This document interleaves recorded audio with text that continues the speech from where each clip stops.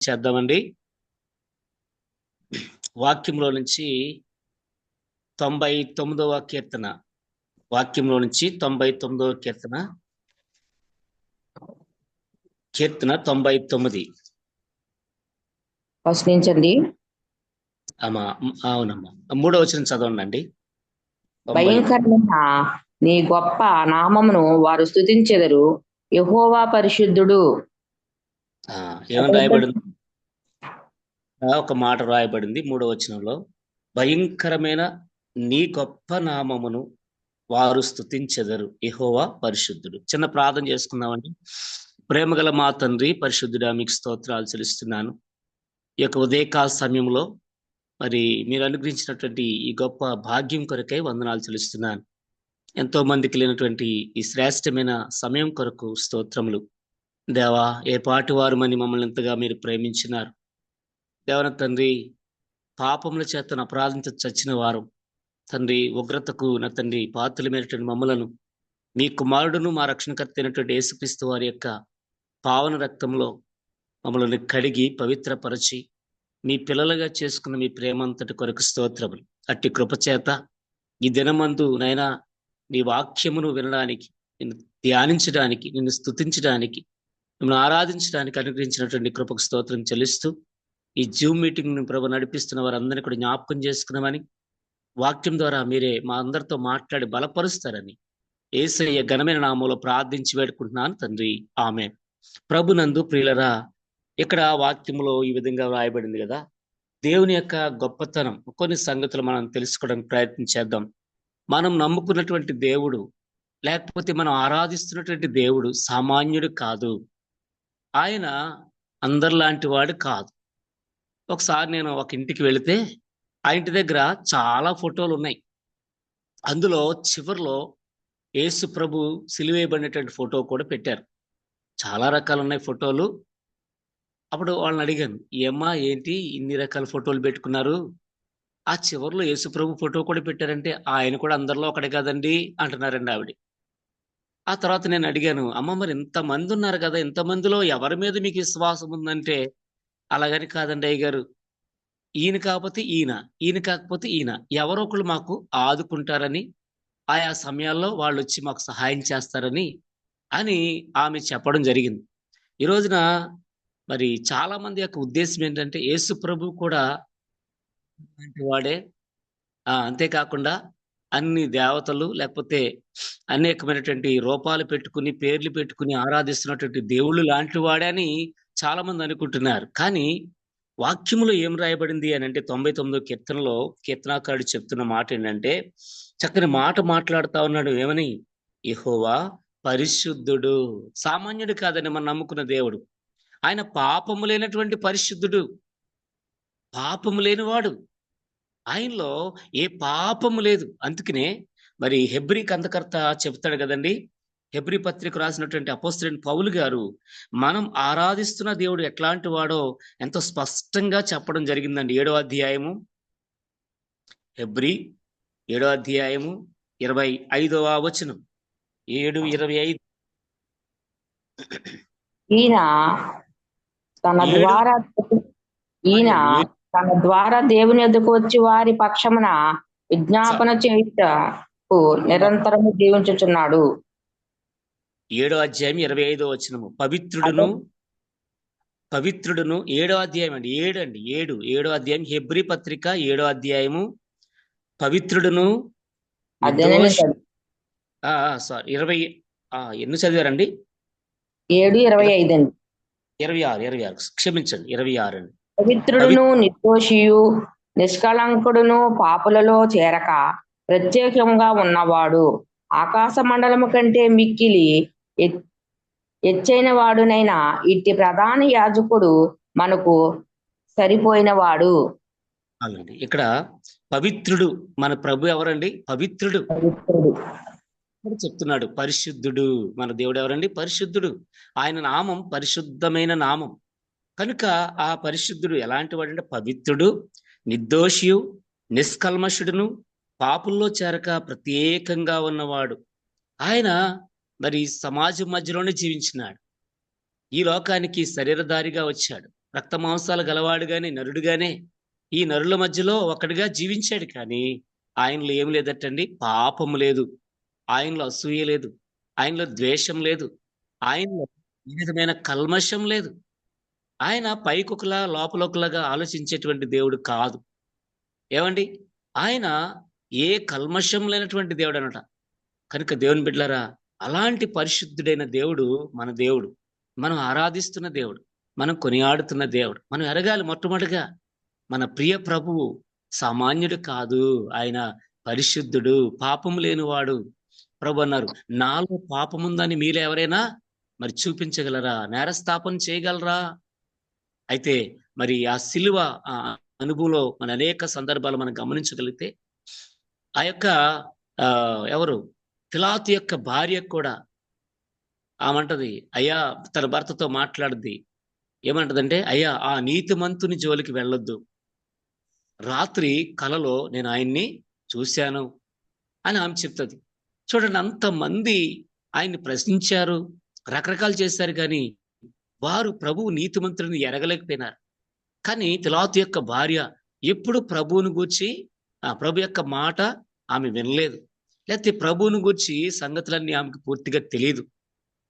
కానీ చూడండి, ఎంత త్వరగా మరి ఆయన పొందుతున్నటువంటి ఆ పరిస్థితులను కూడా ఆమె ఎరిగినటువంటి సంగతి ఏంటంటే ఆయన నీతిమంతుడని. ఈ యొక్క జూమ్ మీటింగ్ లో ఉన్నటువంటి సహోదరి సహోదరుడా, యేసు ప్రభువు వారంటే ఎవరు అనుకుంటున్నాం? ఆయన నీతిమంతుడు. నీతిమంతుడు లేడు, ఒక్కడునూ లేడు. అందరూ పాపం చేసి ఏమైపోయారంట? పనికి మాలినవారై పొందలేకపోతున్నారు కదండి. ఎక్కడుందంటే రోమపత్రికలో కూడా మాట ఉంది. కనుక దేవుని బిడ్డలారా, మనము నీతిమంతులము కాదు, మనం పాపులం. ఎప్పుడు ఎలా మారిపోతాం? ఓసరవిల్లు లాంటి జీవితం మంది. ఆయా పరిస్థితులు బట్టి మారిపోతాం. ఓసరవిల్లు చూడండి, గడ్డి మీద ఉన్నప్పుడు అది పచ్చగా మారుద్ది. అదే ఎండుగడ్డి మీదకి వస్తే ఆ కలర్లోకి మారిపోద్ది. తన యొక్క శరీరాన్ని మార్చుకునే స్వభావం దేనికి ఉందంటే ఓసరవిల్లుకుంది. మన జీవితం కూడా అలాంటిదే. మానవులు మనం రంగులు మారుస్తాం, మన స్వరం మారుస్తాం, మన యొక్క ప్రవర్తన ఆయా పరిస్థితులను బట్టి మారిపోద్ది, ఆయా వ్యక్తులను బట్టి మనం మారిపోతాం. కానీ దేవాతి దేవుడు, ఆయన గురించి రాయబడింది, ఆయన నీతిమంతుడు. అంతేకాదు, యెహోవానగు నేను మార్పు లేని వాడను. ఆయన మార్పు లేదు. నిన్న నేడు నిరంతరము ఏకరీతిగున్నటువంటి పరిశుద్ధుడు. మనము నమ్ముకున్నటువంటి ఇటు ఆరాధిస్తున్నటువంటి ప్రియ ప్రభువు ఎలాంటి వారంటే పరిశుద్ధుడని నమ్మండి. ఒకవేళ ఇంకెవరైనా ఆయన యొక్క పరిశుద్ధత ఎరగకపోతే ఈ దినమందైనా ఆయనను పరిశుద్ధుడిగా ఎరగాలని ప్రభు పేట మీకు నేను మనవి చేస్తున్నానండి. ఆయన పరిశుద్ధుడైన దేవుడు. అంతేకాదు 99 వచనంలో కూడా రాయబడింది. 99 వచనంలో, సియోనులో యెహోవా మహోన్నతుడు, జనములన్నిటిపైన ఆయన ఎచ్చి ఉన్నాడు. దేవుడు ఎలాంటి వాడండి? మహోన్నతుడు. మహా ప్లస్ ఉన్నతుడు అంటే అర్థం ఏంటంటే ఎంతో ఉన్నతమైన. అందుకే అక్కడ రాయబడింది, పవిత్రుడు, నిర్దోషి, నిష్కల్మషుడు, పాపుల చెరకు ప్రత్యేకం ఉన్నవాడు. అంతే కదంట, అందరికంటే హెచ్చైనటువంటి వాడు కదండి. అంత హెచ్చైనటువంటి మహోన్నతమైనటువంటి నామము గల మన ప్రియ ప్రభు. మరి మనం ఎంత భాగ్యవంతులము, ఎంత అదృష్టవంతులమండి ఆయన ఆరాధించట్లో. మరి యెషయా రాసిన గ్రంథంలో ఒక చోట ఈ విధంగా ప్రభుని గురించి రాయబడింది. ఆయన గురించి ఏం రాయబడిందంటే, ఆయన ఎలాంటి వాడంట? మహోన్నతుడు, మహాదేవుడు అని రాయబడిందండి. ఆ మాట నేను చూపిస్తానండి. మనం నమ్ముకున్నటువంటి ప్రియ ప్రభు సామాన్యుడు కాదండి. ఆయన మరి మహా ఉన్నతమైనటువంటి దేవుడు. 57వ యెషయా రాసిన గ్రంథం 15వ వచనం. యెషయా 50:15. యెషయా 57:15. మహాగణుడును, మహోన్నతుడును, పరిశుద్ధుడును, నిత్య నివాసి అయిన వాడు ఇలాగ సెలవిచ్చుచున్నాడు, నేను మహోన్నతమైన పరిశుద్ధ స్థలంలో నివసించువాడును అయినను వినయము గల వారి ప్రాణమును ఉజ్జీవింప చేయుటకును, నలిగిన వారి ప్రాణమును ఉజ్జీవింప చేయుటకును, వినయము గల వారి యొద్దను, దీన మనసు గల వారి యొద్దను నివసించుచున్నాడు. చాలండి. చూసారండి, మన ప్రియ ప్రభుని గురించి ఎంత చక్కని మాటలు రాయబడ్డాయి. ఆయన మహాగణుడును, మహోన్నతుడును, పరిశుద్ధుడును, నిత్య నివాసి అయిన వాడు, ఆయన నిత్యము నివసిస్తున్నాడు, లేకపోతే నిత్యము జీవించేవాడు. ఏమండి, ఆయన మరి బొమ్మ కాదు, లేకపోతే ఇంకా రకరకాలైనటువంటి రూపాలు కాదు, ఆయన రూపాలు మార్చుకునేవాడు కాదు. అర్థమవుతుంది కదండి. ఆయన దేవుడే మానవాకారంలో వచ్చాడు. ఆయన ఇంకా ఏమండి కుక్క రూపంలోనూ, పిల్లి రూపంలో, నక్క రూపంలోనూ వస్తాడనేటువంటి అవిశ్వాసం కలిగి ఉంటే మనం విడిచిపెట్టాలా. చాలా మంది చూడండి, ఎవరైనా చనిపోతే ఎవరైనా చనిపోతే ఏం పెడతారండి? ప్రతిరోజు వాళ్ళకి ఒకటి పెడతా ఉంటారు. దాన్ని పిండాకుడు అంటాం మనం. ప్రతిరోజు గోడ మీద కానీ, లేకపోతే అక్కడ కానీ ఇక్కడ కానీ ఏం పెడుతుంటారు? వాళ్ళు తినే ప్రతిది, వాళ్ళు అంతకుముందు ఏం తిన్నారో ఆ ప్లేట్లో ప్రతిరోజు ఏదో పదార్థాన్ని పెడతా ఉంటాడు. కాకులు వచ్చో, లేకపోతే అయ్యొచ్చో ఇయ్యొచ్చో ఏమిటి ఏం తింటా ఉంటాయి? కుక్కలు అవి ఇవి తింటా ఉంటే వీళ్ళు అనుకుంటారు, సంతోషించేస్తుంటారు.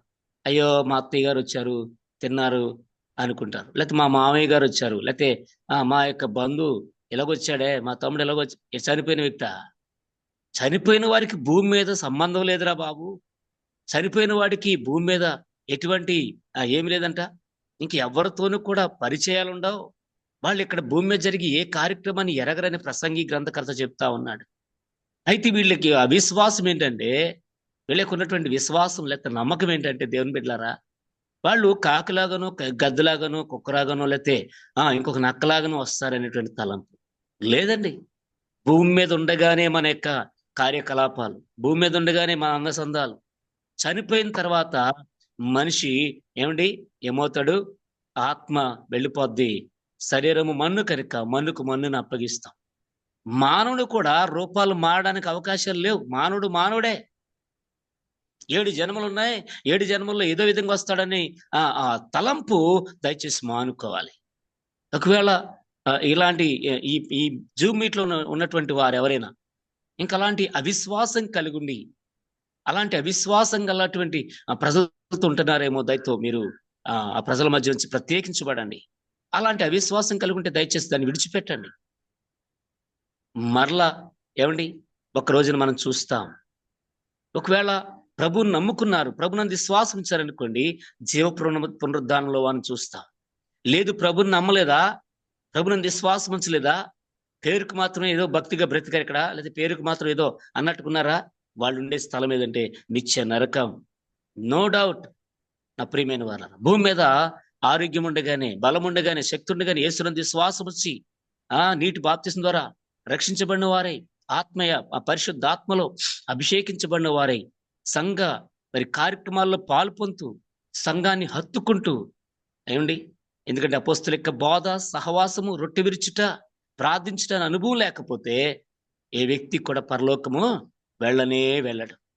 విషయాన్ని గుర్తించాడు. ఇది ఆజ్ఞ, ఖండితంగా ప్రభు చెప్పినాడు కనుక దీనికి మనం లోబడవలసిన వారమే. అలాంటిది మనిషి మార్పు చెందనప్పుడు, మనిషిని సృష్టించిన దేవుడు ఎందుకు మార్పు చెందుతాడు? చాలా మందికి అర్థం కావట్లేదు. ఈయన మార్పు లేనటువంటి వాడు, నిత్యము నివసించేవాడు. అంతేకాదు, మహోన్నతమైన స్థలంలో జీవించేటువంటి ప్రభు. మహోన్నతమైన స్థలం, పైన ఆకాశం అంది గాని, భూమి కింద నేల యందును ఏమండి ఉండు దేని రూపాన్ని ఆరాధించడానికి లేదు. మనం ఒకే ఒక్క ఆరాధకుడు మనకు, ఎవరంటే ఆయన దేవుడు ఆత్మ గనుక ఆయన ఆరాధించేవారు ఆత్మతోనూ సత్యముతోను మనం ఆరాధించు. ఆత్మ స్వరూపైనటువంటి దేవుడు. ఆయనకు ఒక రూపాన్ని మనం ఆపాదించలేం దేవుని బిడ్డలారా. ఆయన మహోన్నతుడు అంతే. రెండోది, ఆయన పరిశుద్ధుడు కనుక ఈ పరిశుద్ధుడు మహోన్నతుడు అయినటువంటి ప్రభువుని మనం ఆరాధించబద్దులమై ఉన్నాం. మూడో మాట కూడా చూద్దాం. 96వ కీర్తన 10వ చరణం. 96వ కీర్తన 10వ చరణం. 96వ కీర్తన 10వ చరణం. యెహోవా రాజ్యము చేయుచున్నాడు, లోకము కదలకుండా స్థిరపరచబడి ఉన్నది. న్యాయమును బట్టి ఆయన జనములను పరిపాలన చేయును. ఈ వార్తను అన్యజనులలో ప్రకటించుడి. ఆయన న్యాయమును బట్టి ప్రజలను ఏం చేస్తాడంటే ఆయన పరిపాలన చేస్తాడు. అంటే ఏంటంటే మన దేవుడు న్యాయవంతుడు. మన దేవుడు ఎవరండి? న్యాయవంతుడు. ఆయన అన్యాయస్తుడికి, ఆయనలో ఎక్కడ కూడా అన్యాయం లేదండి. న్యాయవంతుడు. మన ప్రియ ప్రభువు అన్యాయం చేత, బాధ చేత, లేకపోతే అనేక మంది నిందలు అవమానాలు ఉన్నటువంటి ప్రజలకు న్యాయము తీర్చే దేవుడు.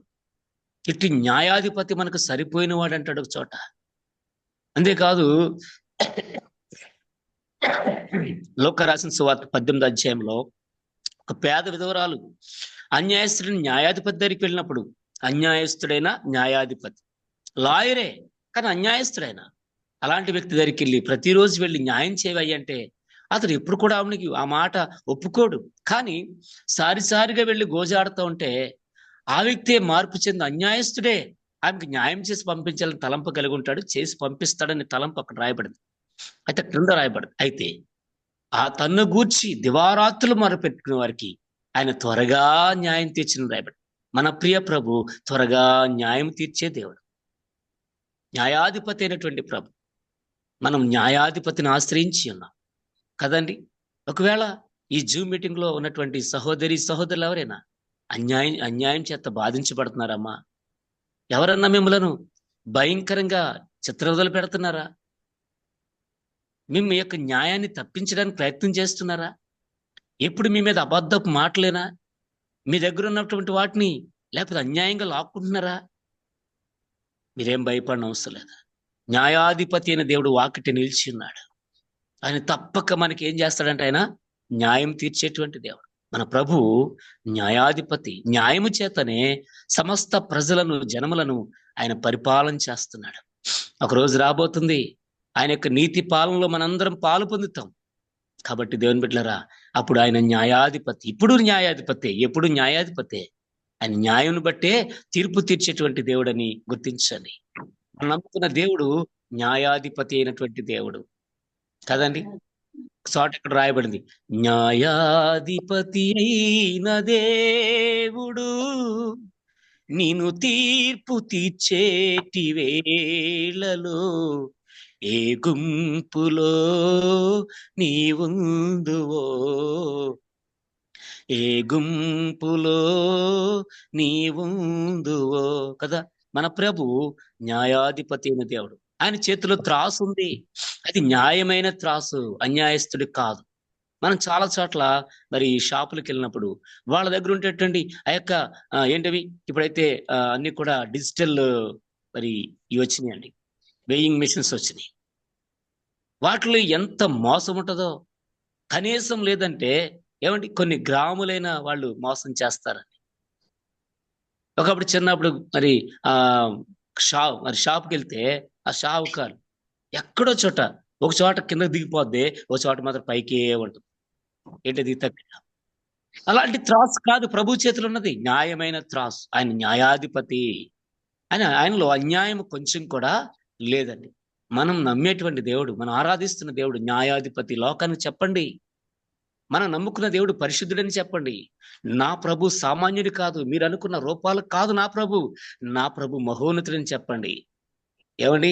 అంతేకాదండి, 4వ విషయం ఏంటంటే 96:4 కీర్తన 96:4 మహత్యము గలవాడు, ఆయన అధిక స్తోత్రము పొందదగిన వాడు, సమస్త దేవతల కంటేను ఆయన పూజనీయుడు.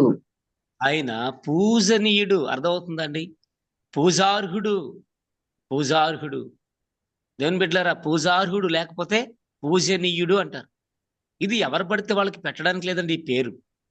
దీని యొక్క అర్థము, లేకపోతే దీన్ని ఇంగ్లీష్లో ఏమంటారంటే రెవరెండ్ అంటారండి. రెవరెండ్.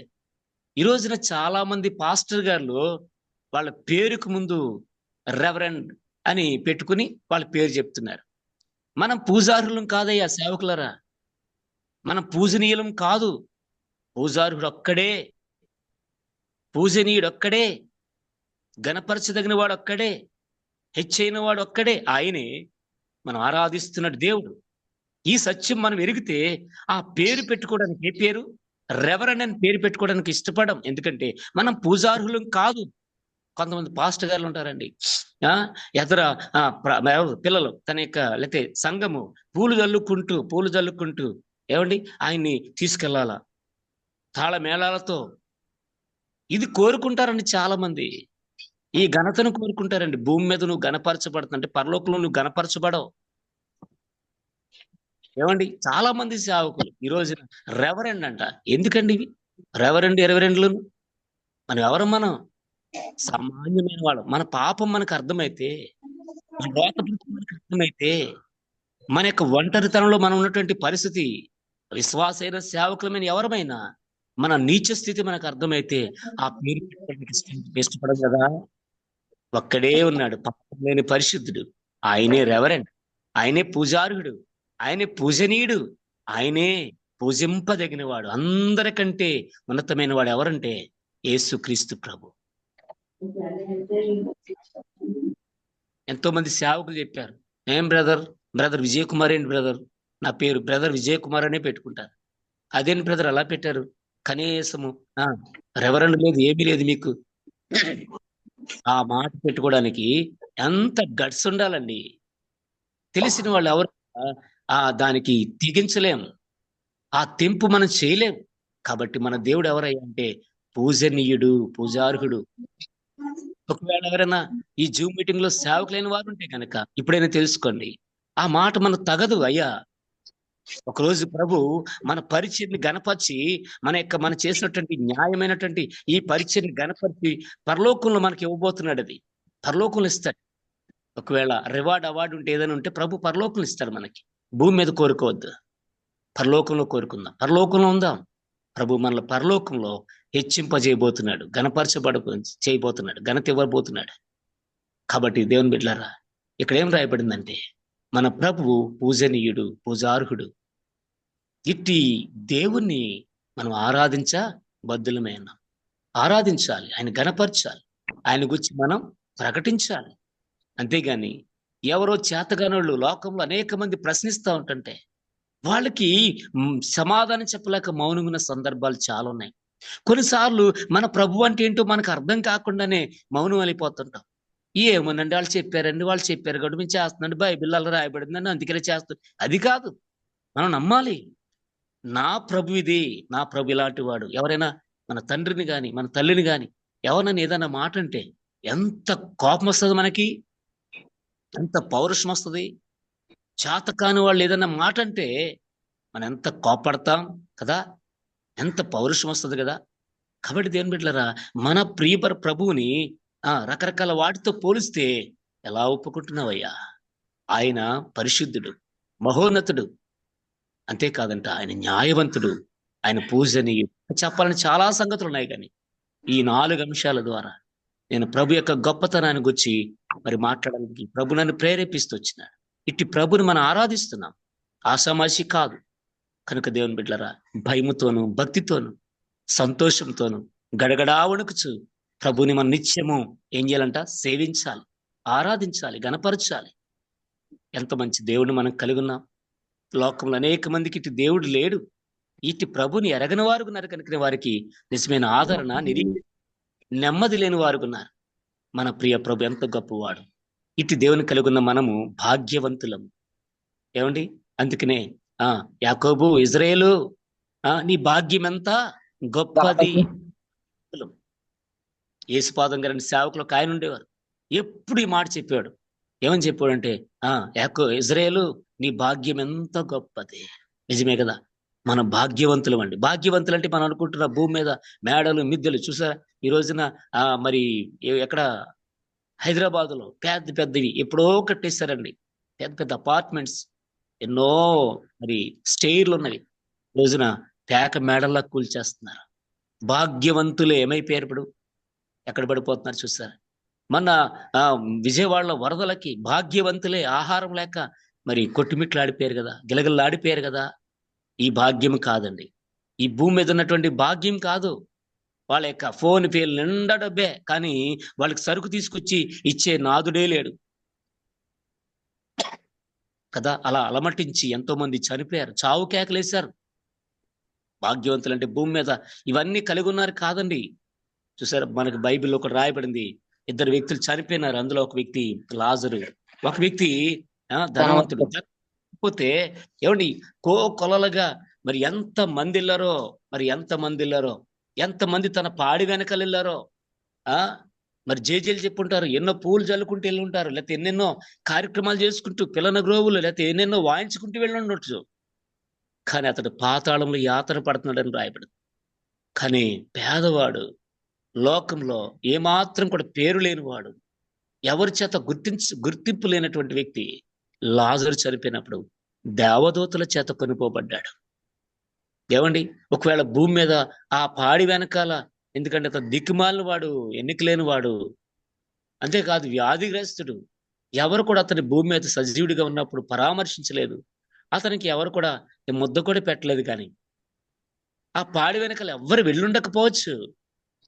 ఎవరో ఆ మున్సిపాలిటీకి సంబంధించిన వారు ఎవరో, లేకపోతే బయట వాళ్ళు ఎవరో తీసుకెళ్లి అతని యొక్క శవాన్ని మరి వాళ్ళు పాతి పెట్టి ఉండొచ్చు. మట్టినైతే ఒకవేళ ఎవరు వెంబడించకపోయినా ఆ మట్టిని కొంతమంది తీసుకెళ్లి పాతి పెట్టిన ఆత్మను మాత్రము దేవదూతలు పట్టుకెళ్లారు. ఎవరు గనపరచబడ్డారండి. అందుకే అతడు ఎక్కడున్నాడంటే పరదైసులో అబ్రహాము రొమ్మున ఆనుకున్నాడు. రేపొద్దున ఆయన మనం చూస్తాం. ఆయన ఆ ధనవంతుడి యొక్క అన్నదమ్ములకు ఏం చేయబోతున్నాడు? తీర్పు తీర్చిపోతున్నాడు. ఈ రోజున మనలాంటి వారందరికి కూడా ఎవరైతే ఈ భూమి మీద ధనాల కోసం, ధాన్యాల కోసం, లేకపోతే ఈ గొప్పవాటి కోసం మరి ప్రాకులాడుతూ ఉంటారో వారికి కూడా ఆయన తీర్పు తీర్చబోతున్నాడు. నేను అనేది భూమి మీద వద్దని చెప్పట్లేదండి. ప్రభు ఇస్తే అవన్నీ మనం అనుభవిస్తాం. ప్రభు ఇస్తాడు ఖచ్చితంగా తన పిల్లలకి. అయితే కావాలని కోరుకునే వారు ఉన్నారు, దురుద్దేశాలతో కావాలని కోరుకునే వాటి వెనకాల పరిగెత్తే వాళ్ళు ఉన్నారు కనుక వారి విషయంలో నేను మాట్లాడుతున్నాను. కాబట్టి దేవుని బిడ్డలారా, మనము భాగ్యవంతులం అని గుర్తించండి. ఏ భాగ్యవంతులం? తరతరాలు నిత్యము ఉండేటువంటి ఆ రాజ్యములో మనం భాగ్యవంతులము కనుక ఇట్టి భాగ్యవంతులంగా ఉన్నటువంటి మనము ప్రభు నిత్యము ఆరాధించాలి. ప్రభు మనం ఇటుకల్లో ఈ మాటలు దీవించి ఆశీర్వదించును. ఆమె ఉదయకాల సమయంలో చక్కటి వాక్యం మరి చెప్పిన విజయ కుమారయ్య గారికి వందనాలండి. వాడంటే పరిశుద్ధుడు. మరి దేవుడే చెప్పాడు, నేను పరిశుద్ధుడు గనక మీరును పరిశుద్ధంగా ఉండమని చెప్పాడండి. మన దేవుడికి కొన్ని పేర్లు ఇవ్వబడినాయి. మరి దేవుడు పరిశుద్ధుడు, పవిత్రుడు, నిర్దోషియు, నిష్కళంకుడును, మహాగణుడును, మహోన్నతుడు, నిత్య నివాసి, మరి న్యాయము తీర్చువాడని, మన దేవుడు పూజకు అర్హుడని, పూజార్హుడు అంటే పూజనీయుడు అని దేవుడు మరి మన ఇట్టి దేవునికి ఇన్ని పేర్లు గలవని మన మధ్యగా ఉన్న మరి జీవనయ్య గారు, విజయ కుమారయ్య గారు ఈ రోజు మరి చక్కగా మరి మన దేవుణ్ణి ఇంటి వాటిగా ఎన్ని పేర్లు గలవని మరి చక్కగా వివరించారు. మనము కూడా మరి దేవుని వలె పరిశుద్ధంగా ఉంటూ ఆయన మరి దేవుడు చెప్పాడు పవిత్రులుగా ఉండాలని, మరి నిర్దోషులుగా ఉండకూడదని, మనం మరి నిష్కళంకులుగా ఉండకూడదు. మనం మరి మహాఘనత వహించిన మహాదేవుడుగా ఆయన ఈ భూలోకానికి వచ్చి ఉన్నాడని, ఆయనకి మహోన్నతుడని పేరు గలదని, మరి నిత్యము నివసించేవాడు, ఒక్కరోజు కాదు, 2 రోజులు కాదు, నిన్న నేడు రేపు ఏకరీతిగా ఉన్న దేవుడు, మరి న్యాయము తీర్చేవాడండి ఆయన. మరి ఈ రోజుల్లో మరి న్యాయం కొరవైపోయింది భూలోకంలో. మరి మన అందరి కొరకు న్యాయం తీర్చడానికి వచ్చి ఉన్నాడండి. ఆయనకు మరి మనం పూజించే వారముగా ఉండి అట్టి దేవుణ్ణి మనం నమ్ముకున్నందుకు మనం ఎంతగానో ధన్యులమండి. ఇది వాక్యం చెప్పిన విజయ కుమారయ్య గారికి వందనాలు. అలాగే మరి వాక్య నిమిత్తం ప్రార్థన చేసుకుందాం. మన మధ్యన ఉన్న ఎట్రబాబు గారు వందనాలమ్మా. వందనాలండి. వాక్య నిమిత్తం ప్రార్థన చేయండి, తర్వాత అయ్య గారు ముగింపు ప్రార్థన చేస్తారు. అమ్మా నేను లీవ్ అవుతున్నానమ్మా. హలో చెప్పండి.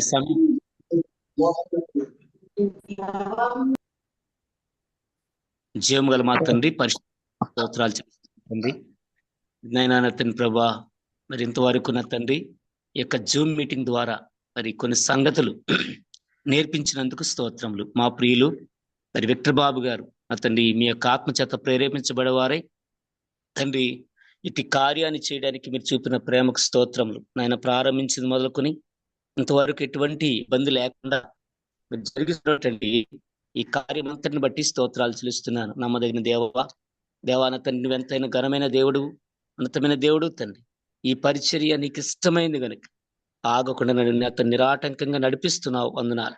ఈ దాసుడు ఏమీ ఆశించకుండా చేస్తున్న ఈ పరిచయం నా తండ్రి విస్తరింపచేయండి. జూమ్ మీటింగ్ ద్వారా ఆయా స్థలాల్లో ఉండి, ఆయా దేశాల్లో ఉండి ఎవరైతే వింటున్నారో వారందరినీ మీరు ఆశీర్వదించండి ప్రభా.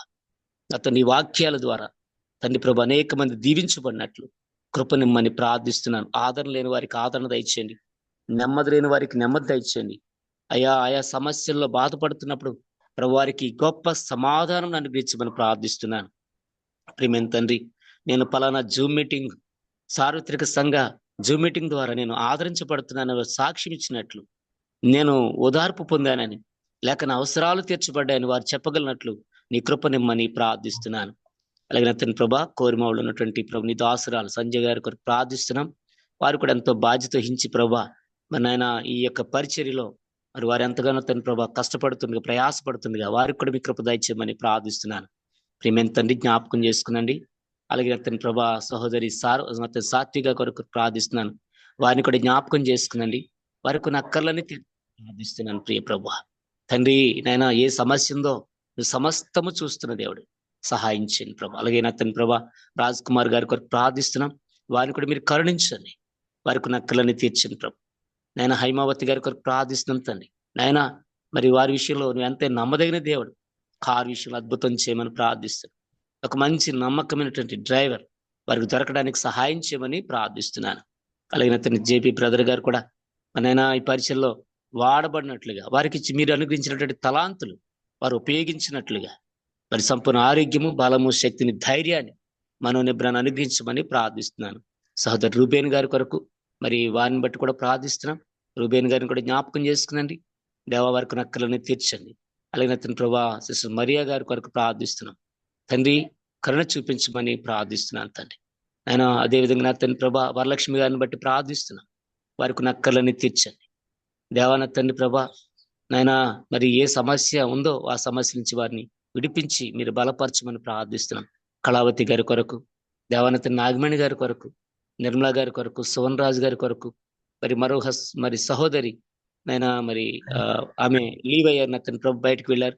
ఆ సహోదరిని కూడా జ్ఞాపకం చేసుకుంటూ ముఖ్యంగా ఈ యొక్క సార్వత్రిక సంఘంలో ఎవరైతే వాక్యము చెప్పేటువంటి సేవకురాండ్లుగా ఉన్నారో వారిని కూడా జ్ఞాపకం చేసుకుని ప్రభా ఈ పరిచయను విస్తరింపచేయమని మరొకసారి ప్రార్థిస్తున్నాం. అలాగే మా తల్లిగారి సచివతమ్మ గారి కొరకు ప్రార్థిస్తున్నాం. ఆమె యొక్క కామెర నుంచి విడిపించండి తండ్రి, ఆదరించండి, వృద్ధాప్యలో కృప చూపించమని ప్రార్థిస్తున్నాం. అలాగే అతని ప్రభా సరోజిని తన యొక్క బిడ్డ కొరకు ప్రార్థిస్తున్నాం. జ్ఞాపకం చేసుకుని గతంలో బిడ్డ కూడా సహోదరి కూడా ఎంతో ఆసక్తిగా ఈ పరిచయలో పాలు పొందేవారు.